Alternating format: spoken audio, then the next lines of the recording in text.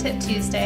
I have a good one for you today when it comes to staging your home versus living in your home. Living in your home, when it comes to your great room, for instance, you might want your furniture to be closer to the fireplace or angled towards a TV. That might actually close off your room, which is great for a living space, but when you're going to stage your home to sell and list it, you might want to move your furniture around, so be open to that. You'll want to pull the sofa and chairs back, make the room look as large as possible. This goes for other areas of the home as well. Declutter items, maybe put in some smaller scale furniture in some places. So be open. We have a lot of great tips and trends with Choice Designs to be able to help with that. So make sure you subscribe to our YouTube channel for more exclusive content.